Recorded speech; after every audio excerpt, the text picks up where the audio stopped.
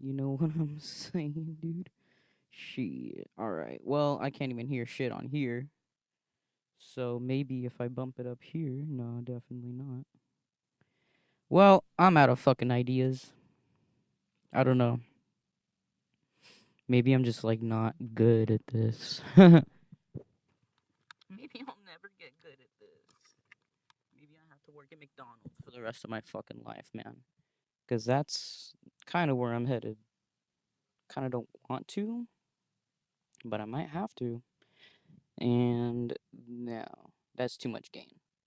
I don't know. I guess this is gonna be okay for now. I have no bass in my voice. That's not a that's a normal thing. I never have any bass in my voice, but yeah, no, we're here. We're kind of queer, not really, but I'm in my car, so maybe that's why.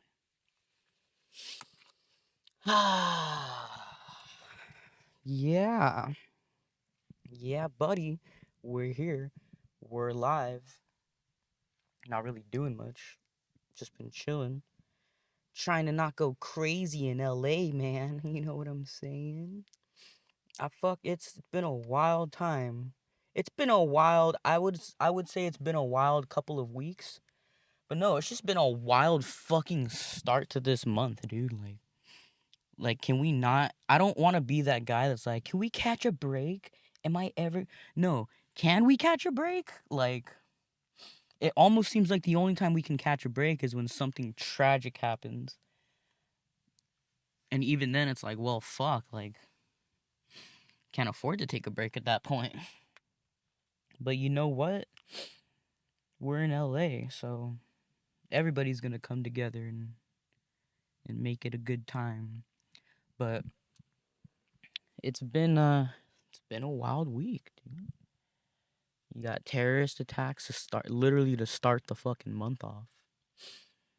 And then what like um two like a bombing attempt at the Trump Tower. I mean, I'm pretty sure some people were happy about that, but that's in general to think that's crazy. Like there are people staying at that hotel that just woke up to this shit. Like they got places to be.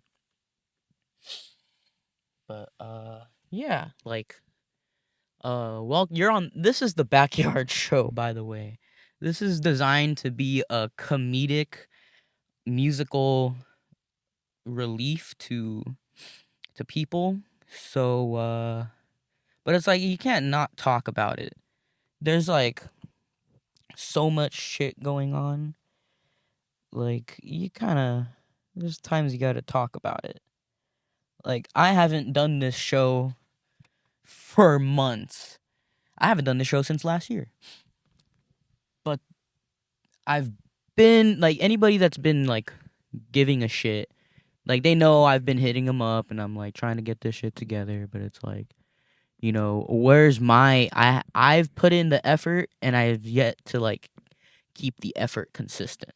So how am I gonna, do some show and have people invest in it and then I don't have my shit figured out?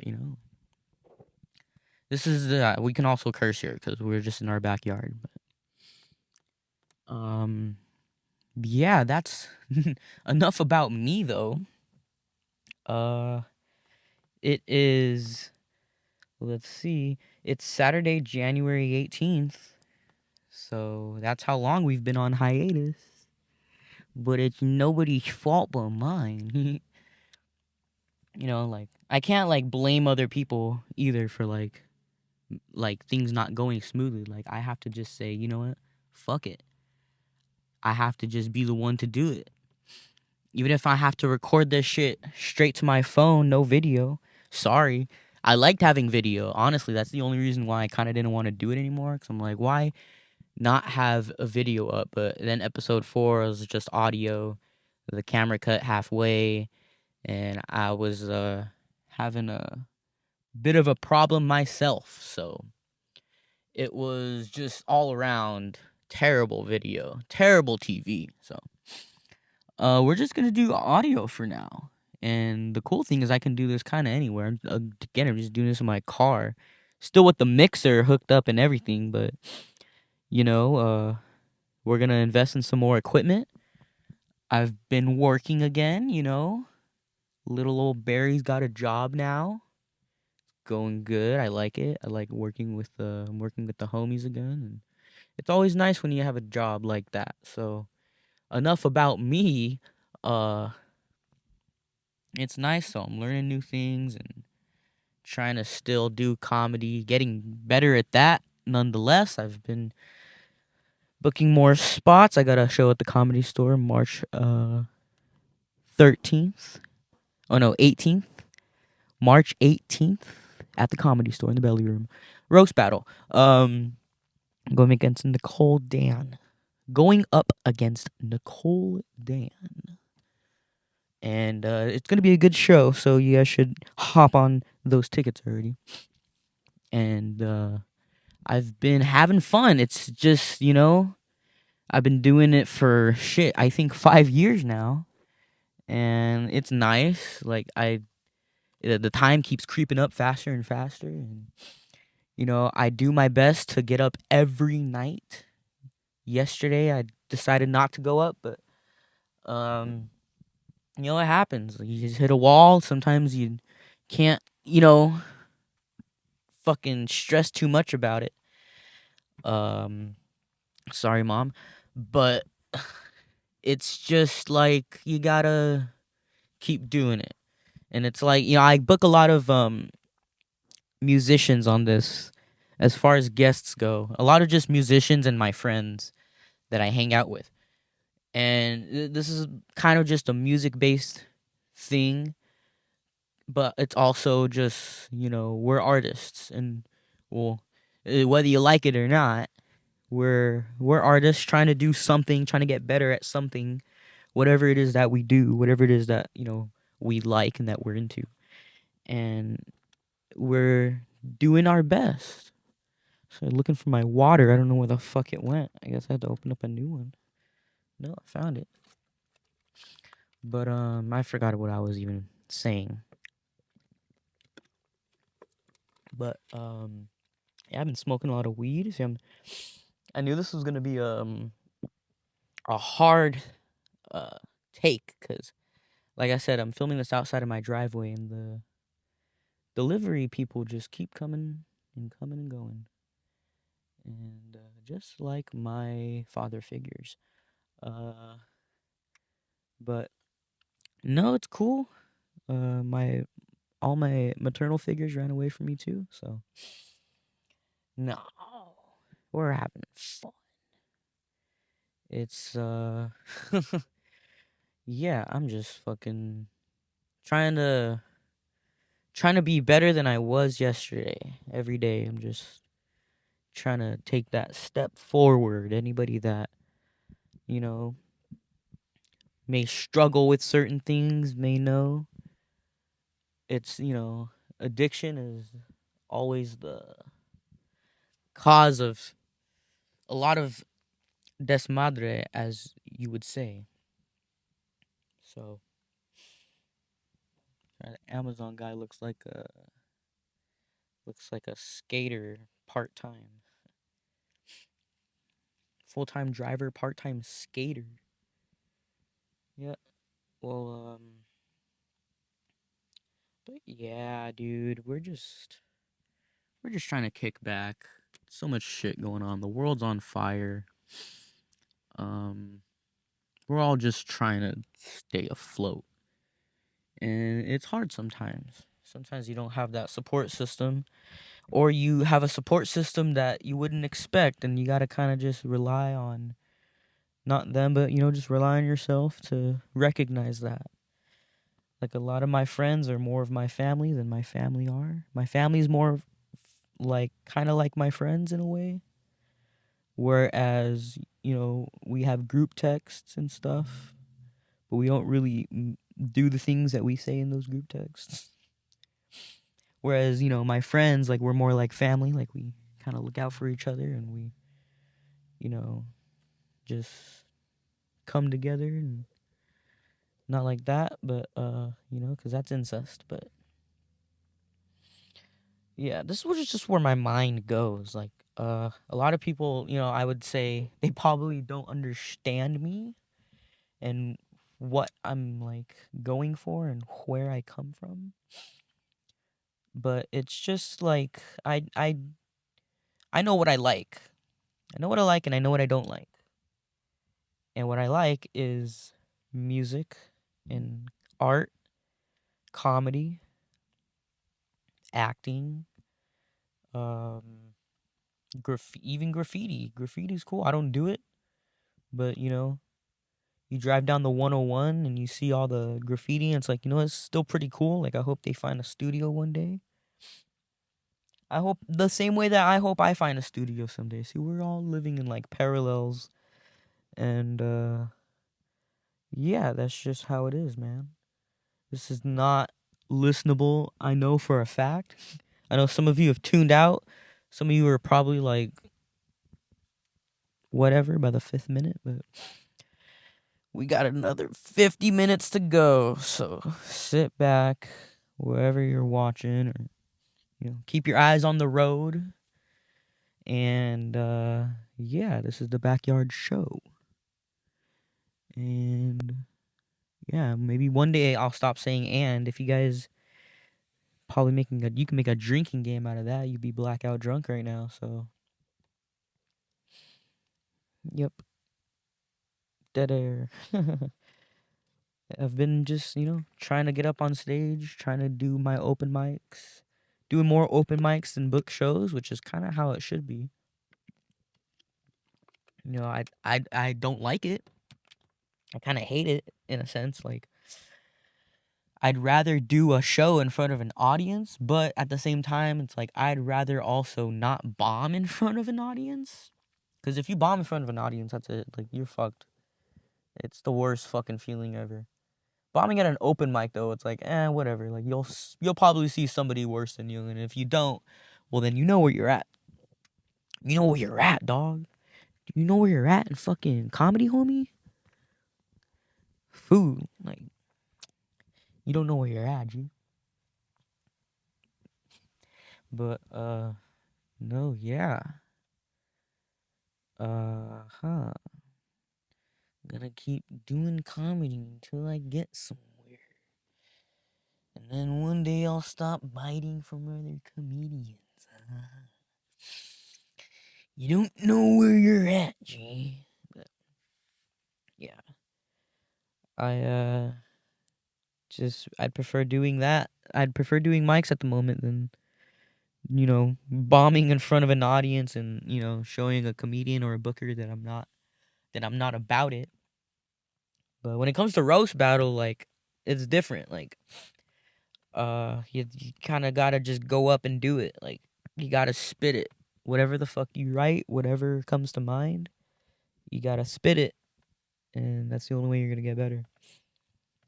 Like, I was doing the last roast battle, like actual booked roast battle I did. Think it was at a No Yoda show with Los Digits. Shout out to Los Digits. Um, if anybody has heard from him or seen from him, please let me know. Cause yeah, that foo is out there.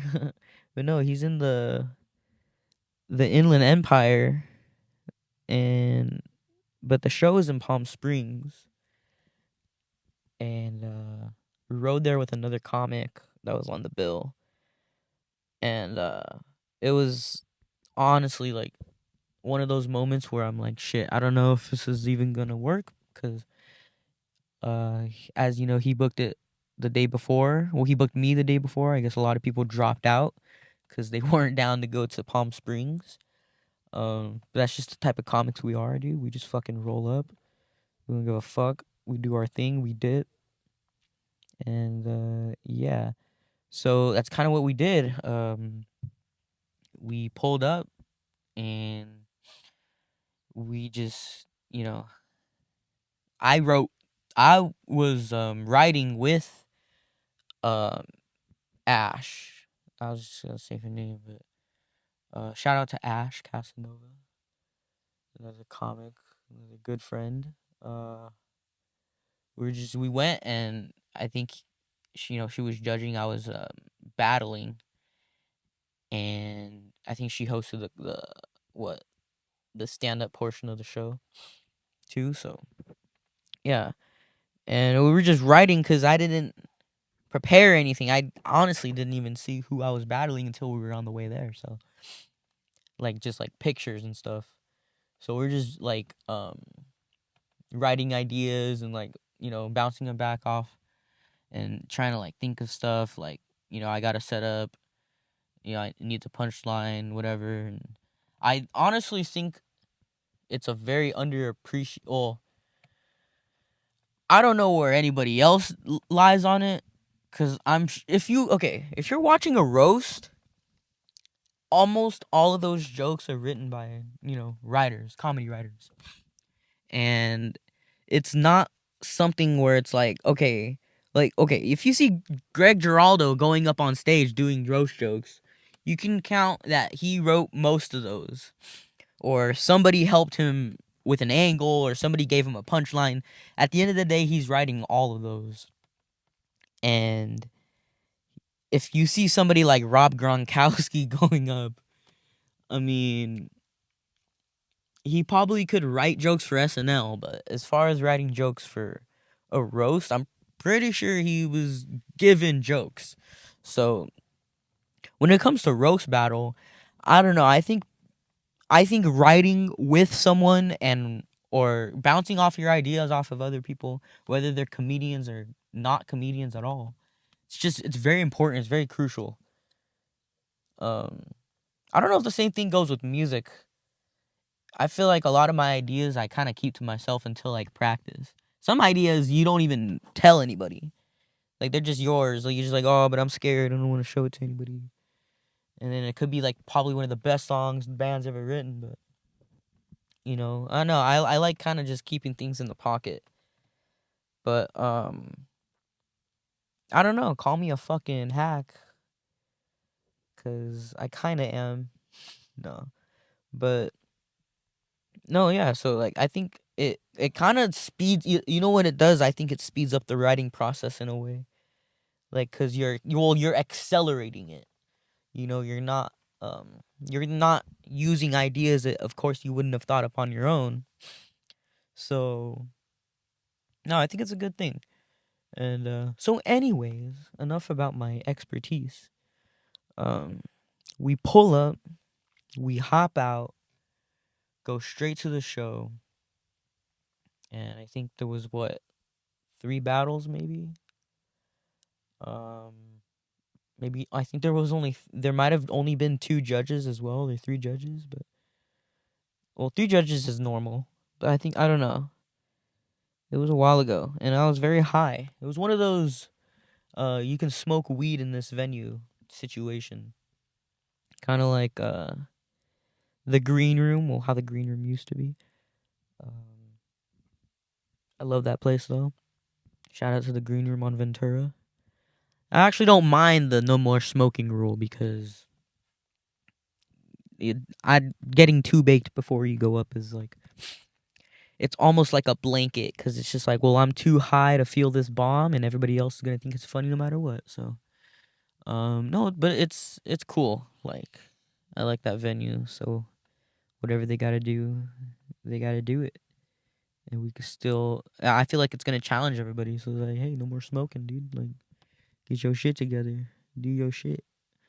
But that's a fun room though. If anybody's never done that, it's a very fun room. Sign up at the Higher Mic every Tuesday with B Gutierrez.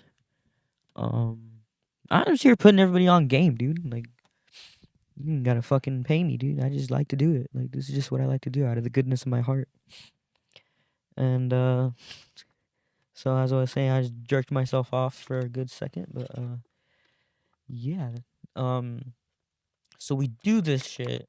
We're in the green room of this dispensary venue, and this venue had like all these pinball machines. It was a grand time.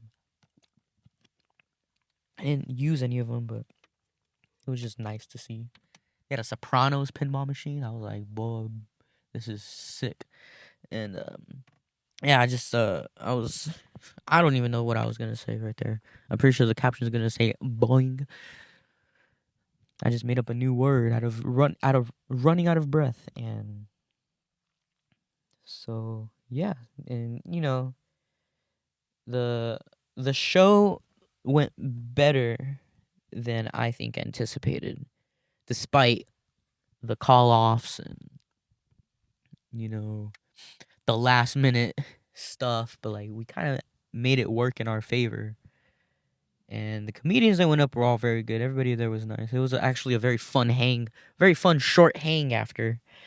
And even though we were like a 2 hour drive away, it was just fun to hang out. And it's always a good time at a Noyota show. Jesus Christ! If you've never, I think Los Digits should still be doing one on the 14th. If you're in Palm Springs, you should go to that. Follow him and Noyotas on the Instagram, and yeah, fucking it's just good to write roast jokes and uh, have that repetition. So, but like I'm not a fucking expert by any stretch of the mile. Like I'm a fucking open micer. Like I go to fucking late night open mic spots. Like that's where I'm at in comedy, which a lot of people are at, and that's how you start. And it's fucking cool. Like this is the shit. Like people look back and they're like, "Oh, I miss those days. I miss the open mic fucking shitty little dive bar places." So it's just what you got to do. It's the work. It's work that I'm much more happier doing than working at a fucking construction site or a fast food joint or someone's. I'd rather work at. Okay, if it comes to working at a restaurant, I would love to work at somebody's restaurant that is like, a chef or just a friend that is runs a restaurant. Like, not like I'm trying to get hired by anybody, but like, um, shit. Like, I'd rather work at someone's restaurant where it's like they put their heart and their soul into it and their passions, what they are passionate about, than to work at like fucking, um, Wiener Schnitzel or Doghouse or some bullshit restaurant where it's like they don't care. They only care about money. Like, I mean, money, dude. I'm all about my fucking bands, dude. Don't fucking get me wrong. I'm all about my bands. But if it comes to like those jobs are so soul sucking. I'm like, and nobody like anybody's that's never done that. Like fucking it, you wouldn't know. Like it's such a fucking soul sucking thing to be a part of. Like I used to work at fucking Carl's Jr. And let me tell you, it was cool because it was like my first job with like a W-2. Like before that, I was working at a recycling center, and it was just like cash. It was whatever. It was all right, and but I was looking to broaden my horizons, so I started working at Carl's Jr. The training was crazy. Like this is just fucking meth head lady who we'll call we'll call her by her full government name now. Her name was Sue. That's all I'm gonna say. But this lady, she like was, typical like Sunland crackhead energy, like lots of tattoos.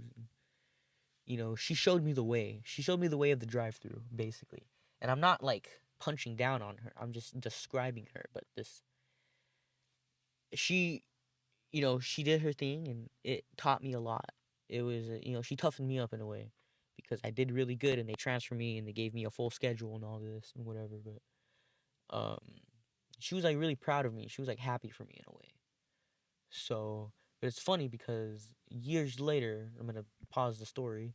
Years later, I started working at Chipotle, and I went in for an interview, and she had like the wing. I saw this lady again, and she fucking had the Wingstop drip on, with the hat, like the Wingstop employee drip. So I was like, oh, hey, like, I was happy to see her, and she, like, kind of didn't remember me. And I was like, hey, what's up? How you doing? And she's like, I wasn't trying to, I wasn't, like, trying to holler at her, like, what you doing here, ma? Like, but fucking, I was just like, you don't remember me? And she was, all this shit. She didn't really remember me. She's like, oh, yeah, I kind of remember you. Like, you left, right? Like, you got fired. I was like, no, I got transferred. And I got transferred, and I was, like, lead of the drive-thru. Like, she's like, oh, like, I don't know. That's the thing about these tweakers. They have short-term memory. So, but, yeah, no. She was a nice lady. And no, yeah, so I was working at this college junior, and fuck that place. I got transferred, and then the people that were working there, well, at least the managers were just shit. It's like, it's they expect you to do everything without being told, and they want you to do it their way instead of your way. If the coffee's not ready by the time they come in, well, you're fucked. And that's all they do is like they just sit around, they gossip, they drink the coffee. As long as I figured it out though, I was like down the line, I was just like, oh, make sure the fucking coffee's ready for these, and for these friggin' ladies, and so I started having it ready, and I would just like make sure I did everything I could, and some of these people would like bring their kids to work, but it's like it makes sense. It's like if your kid is like quiet and is like doing their homework in the office or whatever, but and, some of them are loud, and you know they got a couple chromosomes they could spare, if you catch my drift. But no, like, so yeah, this is the type of show that we run here. Think of like some Adult Swim shit that you wouldn't want your kids to watch, but most likely your kids would watch this, and they'll quote it with their friends, and then you see them do it, and you're like, "What the fuck is wrong with you?" And it's like, it's just something it's the show, dude.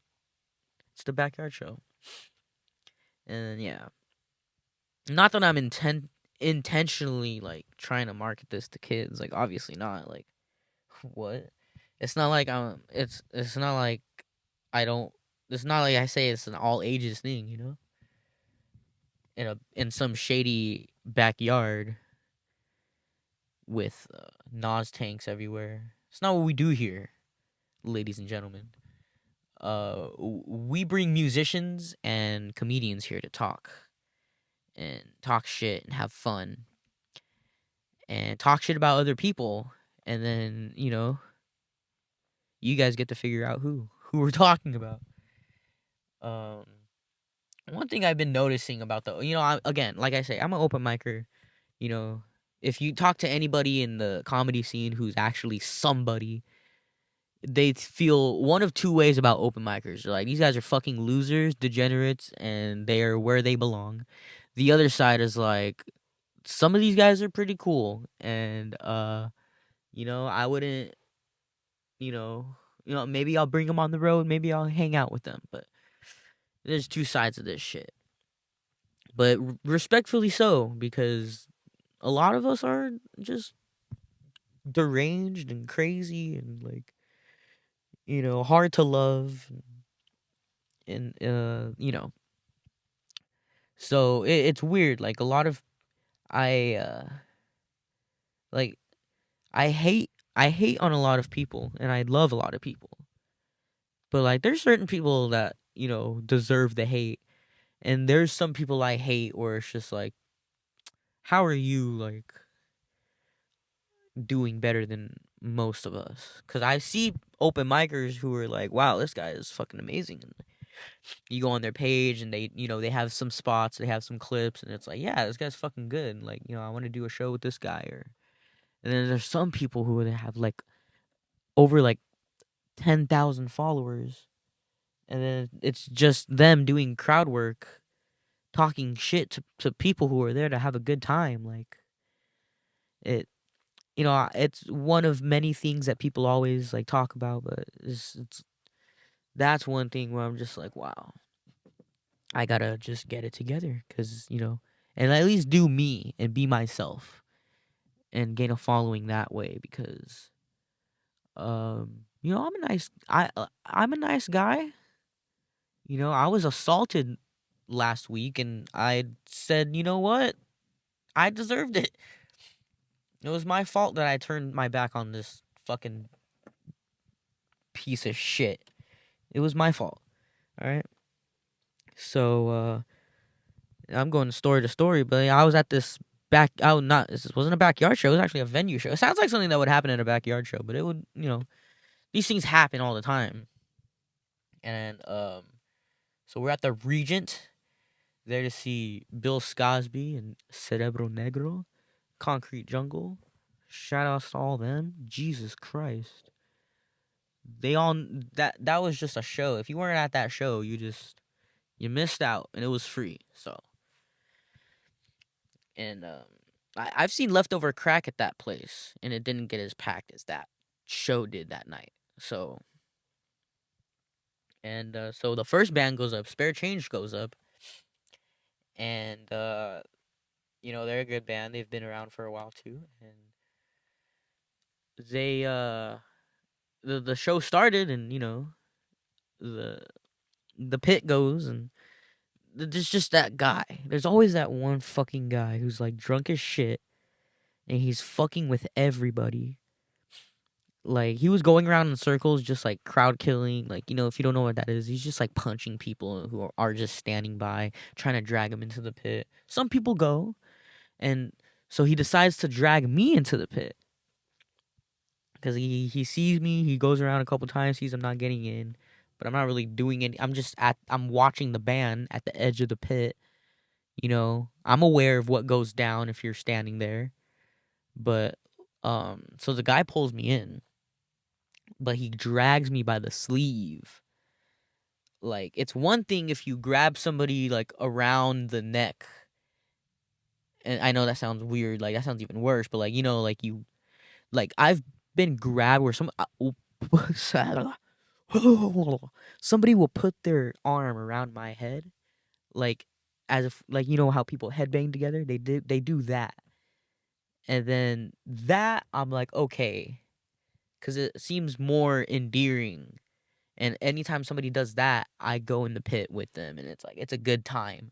And then you end up hugging and kissing after. It's just you know how people get in the pit. So so this guy drags me in by the sleeve very aggressively. So I just pulled him off, and I was just like, "Yo, man, yo, chill. The show just started." Like, just like, hey, like, but there was no talking anything through to this guy. Like, he was already gone, and this fucker just like thinks that I'm trying to pick a fight with him because I'm trying to push him off me, and like, but I'm just telling him, yo, man, like, you gotta relax, brother, chill, brother, please. And he just like took it offensively, I guess. So he tried to push me back, and like, tried to do the thing, like he dragged me, and like, Um, but I'm just like, nah, dude, and like, you gotta relax. And I kind of pushed him off, and I gave him like a light, like, tap, like a sparring tap, but not realizing now, I didn't realize what I was doing, because guys, I'm not trying to fight people here. I'm here to support the show, the bands, the people that come out. Like, I'm not trying to ruin everybody's time. I'm not trying to be the guy, the problem. But this guy just fucking. So I turned my back on him, which is where I fucked up, ladies and gentlemen. That's where I fucked up. Because as soon as I turned my back on this jackass, he sucker punches me. Boom! Got me. I'm gonna have to clip that later, but yeah, he just got me. And I was just like, I didn't get mad. Well, at the time, So I was trying to enjoy the show. I was just upset. He hit me in the head, but it just hurt me in the heart. So I turned back around and I was just like, yo, what the hell, man? Sorry, there's a fucking ice cream truck out here ruining my fucking story in my moment. It was so quiet out here. And we're back, dude. There's fucking ice cream trucks out here, dude. Hey, they're making their money, dude. Fucking these kids went up. They were there, but the ice cream truck didn't stop for them. I was like, damn, you ain't. Don't. They started crying like, don't cry, cause you ain't got no bands. They ain't got no bands. And they crying. Just get your money up, little homie. No. So, where was I? I don't know. But yeah. Now I have to take a piss now, which is funny.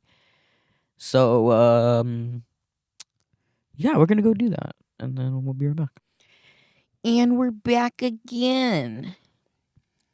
Took a crazy piss, but no, that's enough of that.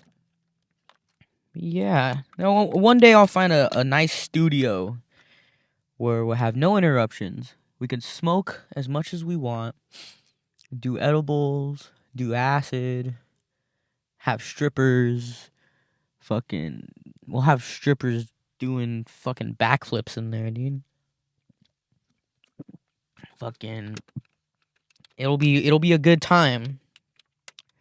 Male strippers too. Why we don't give a fuck. If you want a male stripper, if you're a guy or a girl on the podcast and you want to see some man titties, and we'll make it happen. But we got to come together as a team. And that means I have to put in the effort too by doing these silly little podcasts. These silly little podcasts in my car. At least it's a step above kinda from what I used to do. I don't know if you guys ever saw Rolling Conversations. That was also a fun little thing that I did. And it was kind of the start of this. I was just like, well, we'll just do it in my car. Why not? This was before I heard of Skeptic Tank, whatever, So I thought I was being like innovative and shit.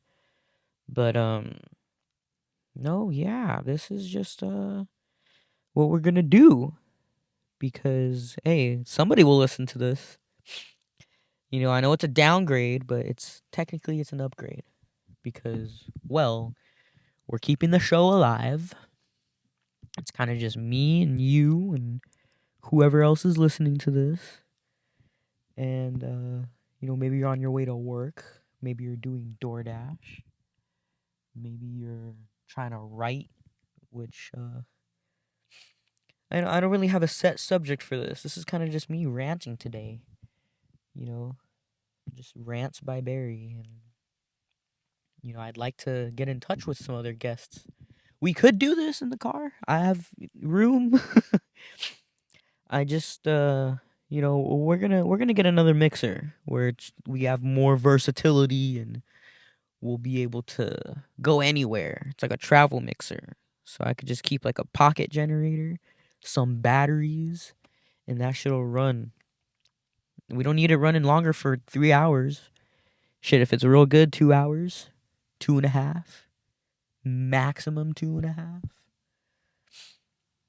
But yeah, it's because the whole point of this show is I really just want to get other artists who are not really, they're underground, but I'm also setting my horizons broader. Like I'd like to get other artists on here to talk about their backyard days, essentially. Like my backyard days consisted mainly of being in a band and trying to write music, and which I still kind of do from time to time, but my focus just kind of go. I don't. My main focus is just writing jokes and trying to get a routine together and doing roast battles, trying to write jokes that way. But the thing is, you can only get better at it, but you have to learn from your mistakes and not continue to do those. You got to figure out the formula. You're only gonna if you keep doing the same thing, expecting you to be funny and expecting things to go good, you're going crazy. You're hitting yourself in the dick. It's literally what you're doing. Like, and I've done that before. Like, but time is the enemy, but it could also be your friend because you'll only get better in time so long as you keep doing it and you get better and you think of different methods and you write. Writing is so like underlooked, I think. Like I sometimes I fucking no, I'm guilty. I don't write. I spend more time trying to get on stage making shit work that doesn't work or like, not thinking of new tags and stuff like that or not trying out the new tags like trying to do my old bullshit material that killed once at some fucking dive bar with like 3 people who have also not done comedy as long as I have or longer than me but still don't do the work like seeing that shit and it's kind of it's embarrassing on both sides. Like if you see somebody that's been doing comedy for 5 years and they have the same skill as somebody who's just started, like you're not going up enough. And it's kind of embarrassing to say that you've done it for 5 years and it's just like, well, where is the where's the funny? Like I feel like I've started to figure some shit out. Like not only like am I being more vulnerable or trying to teach myself to be more vulnerable and be okay with that is kind of the main part. Because once you do that, like anybody can make fun of you and like you can make fun of yourself and you'll be like, all right, well. But then again, like the whole self-deprecating humor, it gets annoying. It's like where it's like another one of those situations. Like where's the jokes? Where's the written material? I recently saw a comic. I think it was at an open mic. Yeah, it was at an open mic. I think it was at the green room, and she had a really good closer. Like the last two bits, the last two jokes were like they were killer. Like I was like genuinely like wow, like that was out of the whole 10 minutes, the last two punches were like oh shit, nice. Like I didn't see that coming, legit. And not downplaying her skill because this shit is hard what we do and trying to do comedy is fucking like anybody that wants to do it is just already insane for wanting to do it and wanting to keep doing it. But after the show I was like, hey, those last two bits that you had, they were really killer. Like I thought like that was like some next level shit. And she was like, oh yeah, thanks, those are actually only two things that I've written. And I'm like, oh nice, well, you know it's like there's so many comics that go up on stage and they're not cutting to the chase. They're not getting to the good stuff. Like all of a sudden, like when somebody's bombing for like the first 3 minutes of their 5 minute set, by the third minute, they're like, "Oh, so I used to be a volunteer firefighter." And it's like, "Oh shit, next time, fucking open with that, yeah." Like get to the parts that about you that are make sense, that are who you are, and like the ideas that come up after that, they're unique to you. That's the type of shit that if you write a joke about that nobody could take that from you. Like there's so much shit that I say on stage that somebody will try to like do a callback on and it gets nothing. And I'm like, good. Come up with something better, you fucking cheap hack. Like I don't say that, but I'm just like sometimes I'll say like, yeah, it only works for me.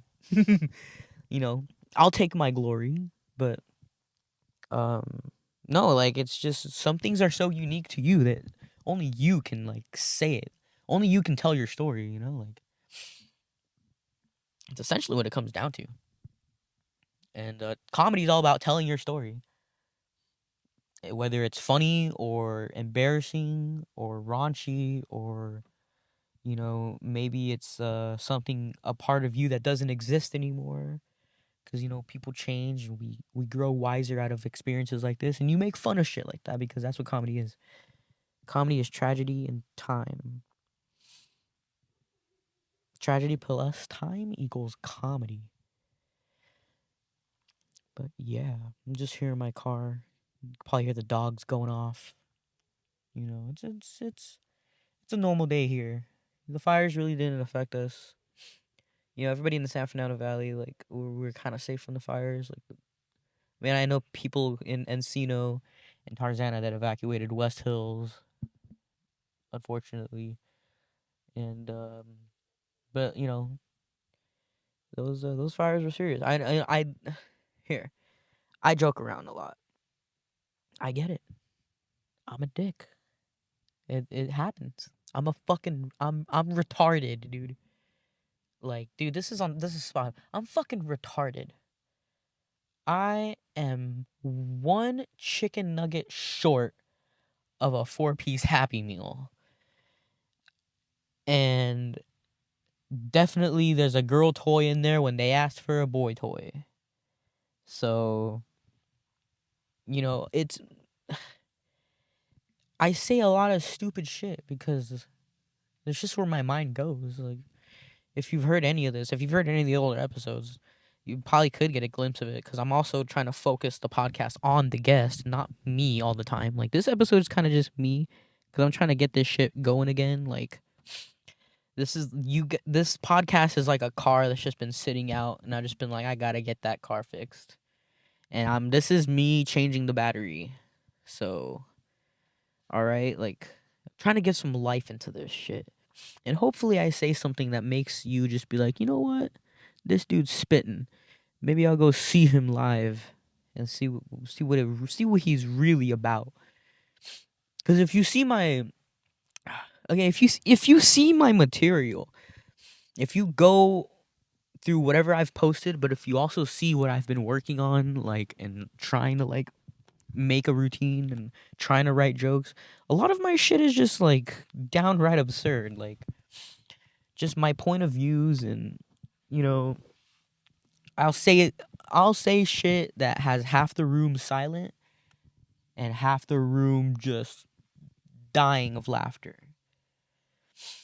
And I'm not focused on recording it right now because I'm more focused on trying to just be in the moment and trying to, like, write. I'm trying to focus on the writing and the tagging and, like, editing this. Like, I have a whole system now. I don't write in my notebooks anymore because it just gets all disorganized, and I just put everything in my folders on my phone. Just, I was listening to George Carlin or watching an old interview, and they're like, yeah, like, how do you come up with your material? And he's just like, like, I write everything down and I keep a folder for it. I keep tabs on them. I separate them by, like, ideas and premises and, like, genres, essentially, like one idea from the other, and then I keep everything close together so I can tag them together. Like, it's. So I'm just like, I'm just gonna keep a fucking folder. Everything that I write is gonna go into a folder. It's gotta have, like, a something with it. Like, some of them are just premises, some of them are situations, some of them are, like, possible, like, impressions and premises, setups, jokes, actual just jokes that I can think of, put together. Some of them are just me breaking down certain ideas. So it's, some of them are Instagram comments. Some of them are posts that have killed it. Some things I'm just working on. But what I'm working on right now is just absurd. So that's kind of where I'm at. But that's just who I am. I'm 25. I sleep on a fucking futon. I work a job that I don't want to do. I'm trying to make it all work here in my car. And no, we're going to keep doing what we don't want to do so that we can eventually do what we want to do. Because I got to fund it somehow. I finally paid off my registration after years of waiting. I was like, I'm just going to wait until they suspend it and then I'll pay it off. So, yeah. And I got to, prior to me getting sucker punched, I had broke my glasses. So I got to get new glasses. But I'm going to drop some feria on these glasses, dude. I'm going to get the Ray-Bans. I'm going to get the fucking laminated lenses or whatever. They always try to sell you some bullshit. I'm like, you know what? Sure, give it to me. I got the money for it. Fuck it. I'm gonna save up for it, and I'm just gonna be like, I'm gonna drop that shit. I want the best. Bring me the finest glasses that you can craft. The finest. I want the best material. If it's not coming from a mine in Africa, then I don't want it. If there isn't, if there's no blood money involved in the crafting of my glasses, I'll take my business elsewhere. That's just how it is, man. I want bloodshed. My phone has to be paid in full so that the little Chinese kid that put it together can buy like 5 cents worth of noodles and split that amongst his family. Spend good money on it for him to eat good. All right. This is going nowhere. This whole podcast is derailed. I'm just trying to make the full hour. Trying to make I'm trying to make $1 out of some pennies, bro. Trying to make $1 out of spare change. That's just how it is, my guy. Yeah, my neighbors think I'm fucking crazy. So I'm like, fuck it, why not? Let's double down. Let's do a podcast in my fucking car.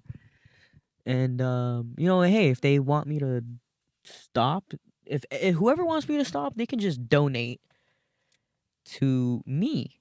And I can get a studio and get this shit cracking for real. And then, I could just be in a faraway land. And then you guys can just hate on me from your couch on YouTube. And yeah, Public Enemy. Oh well. Yeah, like I said, this is just not going anywhere. You can support us on YouTube, The Backyard Show. We have an Instagram as well, The Backyard Show Pod. I probably will set up ways that you can support us financially, but I kind of don't want to. I want to just do this from scratch, like whatever the fuck it's gonna take for me to get these episodes uploaded. I'm gonna do them, cause that's how I want to be remembered. Like even if like I don't get anywhere, like I don't care. I just want whatever I have to be out there for the world to see that like, hey, like anything's fucking possible. Like I was 16 and 17 when I recorded some of the best music that I've ever created with friends of mine. And I never like I didn't have to, like it was just we captured this moment so perfectly that something that we could never really get back, but we can only look back on. And like you got to just keep shit going. Like fuck a legacy, just like work for the rest of your life until you drop dead of a heart attack. And and then people can say what they want. But the proof is there, the evidence is there. It's all there. It just takes people to see it, to believe it. Like I'm tired of like trying to get booked on shows, trying to get noticed. Like that's why I'm trying to throw my own shit. Have my own storytelling show. You can follow that page as well. So this one time, which a lot of it is like just storytelling, like stuff that I'd probably tell you here. Like I'm trying, if I could figure out how to make me getting sucker punched funny, then I'll probably do it. There's a lot of stories that I have though. Like well, the last story I did was a failed threesome, which that's a story for another day. But another story I have, well, I'm trying to start it out like, okay, I so like I was gonna be like, do you guys want to hear the story about the first time I had a threesome, or the time where I stole well over $1,000 from a roommate? And it's like, oh shit, well, it's like, how about the roommate? Okay, well, that story starts off, I was 7 years old, and which is quite true. Probably 8, 7, 9. I was about 8 to 7 years old, I want to say. Leaning more towards 8. The PS3 was out. Metal Gear Solid 4 was released to the public, and I could not get enough of that fucking game, guys. Let me tell you. There's a reason why I don't play video games anymore, because it kind of brings on like this very dark phase of addiction that I once had that stemmed as somebody that was in elementary school. So the you know, as much as I'll say, like, I don't want to do the story because there's only so much time that I want to give. Um, I was very young, and this roommate was a boyfriend of my aunt and of well, a family member. I guess it's too late for that, but whatever the fuck. This is my show. If you have a complaint, you can take it to HR, my Instagram page. DM me, and I'll pull up, and yeah, whatever. But fucking, so I'm not gonna say how I stole. It happened over time. The money theft happened over time, and it went under notice for a bit. But then I started getting lazy. I stopped giving a fuck about the evidence in the trash, and I was just like, I don't care. And eventually, when the evidence should have been thrown away in the trash, it was found somewhere else. And oh yeah, I got grounded for so long. And yeah, it was not a fun time. So video games are a very very dark part of my history. Which is why I don't really play them anymore unless it's a really good game that I can get into where the story is just like magnifique. Yeah, I was a shithead kid when I was young. Like none of my stories are endearing. Only the stories of me getting older and getting wiser and looking back on shit. Those ones are a little more sweet and endearing, but anything that happened from me as a 5-year-old to a 13-year-old, just no, maybe let's say 15. Yeah. Anything that I've done from from 5 years old to 15 years old, just shithead. I keep the age just keeps getting higher. I'm gonna cap it at 17, because now that when you're 18 and you're an adult, it's like, yeah, you're a shithead and there's no excuse for it. So, but by the time I was 19, I tried to stop being a shithead, and then 20, I was like, well, let's see how long I can keep being a shithead for. Now I'm 25 and I'm just like, well, I was a shithead. Kind of still am now, but hey, like, we're just having fun. Sometimes being a dick is just it's natural. But would you rather be a bully or would you rather be a dick to somebody? I don't know. This is just me arguing and reasoning with myself, so yeah. But if there's one thing that I could teach somebody, it's to just don't do what I do. Don't be me. I am just a physical embodiment of like, well, this guy is just here for entertainment purposes and entertainment purposes only. So, yeah. Like, there's also the story where I took 4 hits of acid, and that sounds like a normal thing for me. Like, I was just like, well, when I had gotten it, I was like, let's get 2 doses of double dose acid.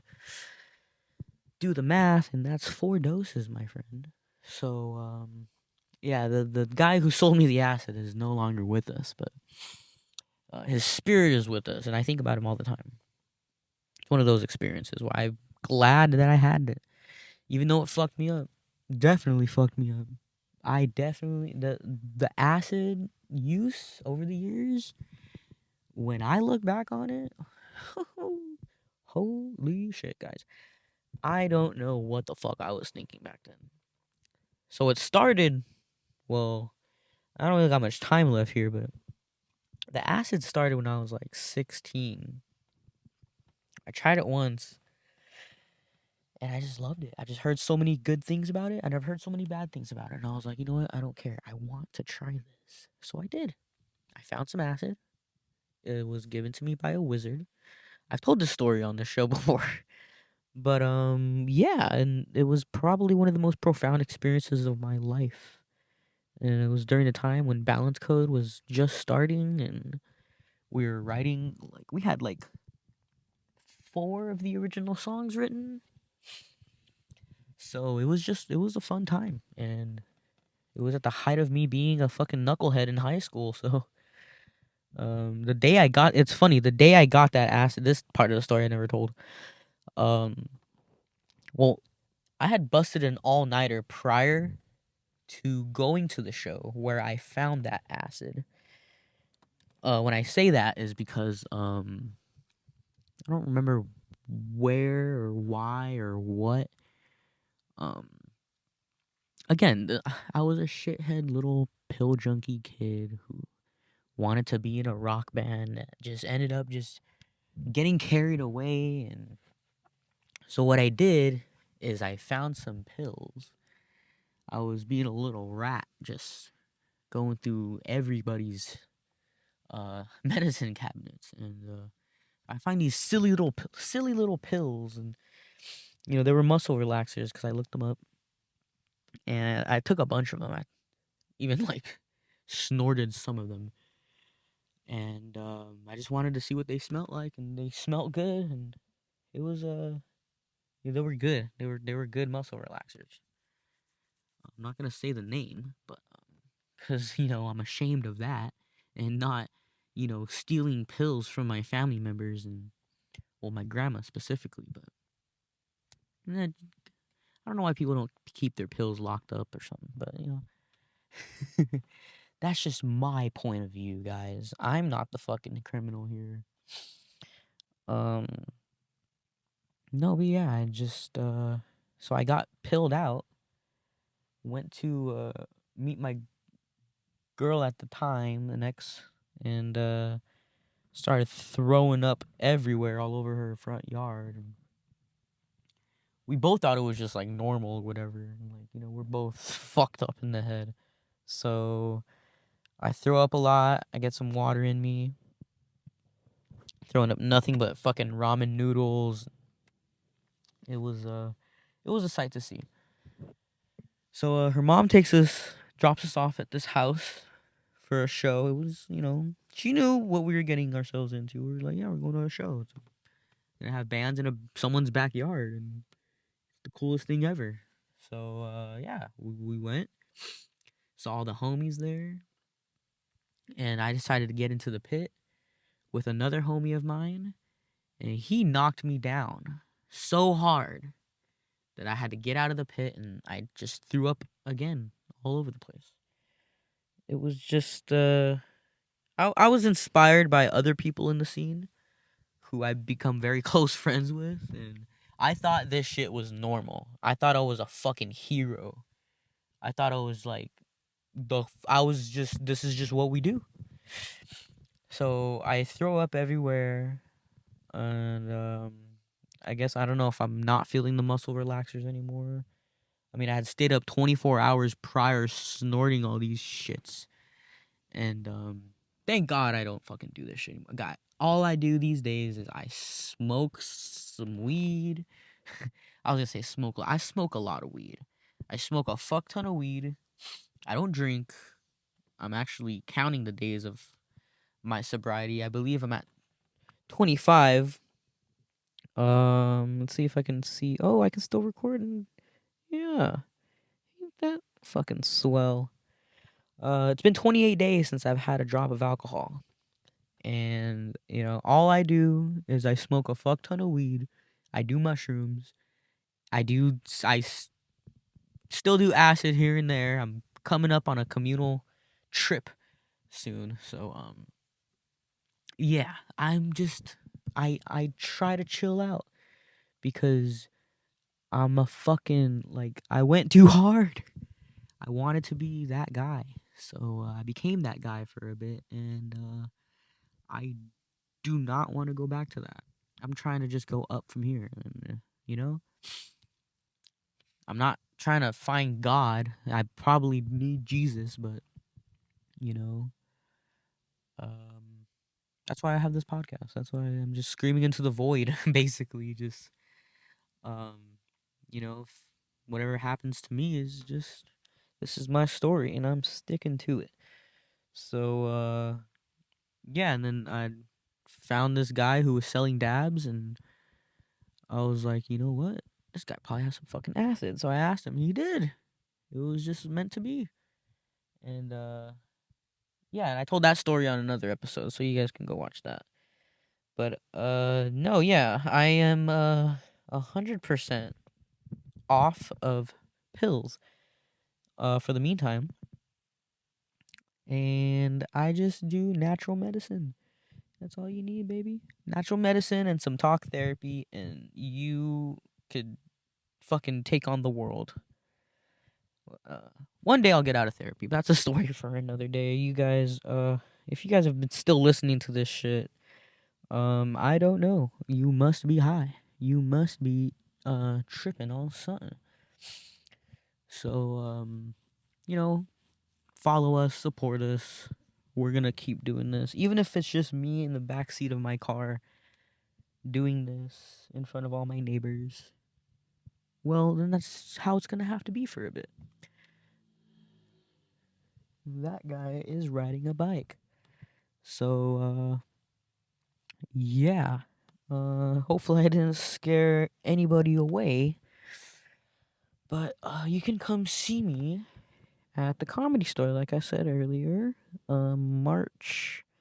Let me get a confirmed date. March 18th, 10 o'clock at the Belly Room. Until then, I'm just gonna be hitting the open mics. It's all I really need. I just want to get better at what I want to do, because like that's what it takes. I was making beats every day. I was making some pretty good beats that I was proud of. Kind of gave that up for a little bit, just for the meantime, because I'm focused on other things. But anything that I do, I'll talk about it here. Shit that I go through, people that I want to talk to, I'm gonna hit them up. And I got a more solid thing here. No cameras. There's less of all that bullshit. But we got room. We got about 3 seats of room. And yeah. So I'm logging out then. Stay safe. Hug your families. Smoke a little bit of weed. And do mushrooms and pray to Buddha. I don't really believe in that shit, but hey. I mean, somebody had to have fucking thought this person up. Maybe you could be the guy that does it. That's what we're trying to do here. I'm gonna get out of here. So, yeah. This has been the Backyard Show. Episode 5, The Return of the Yard. More like the return of the tard.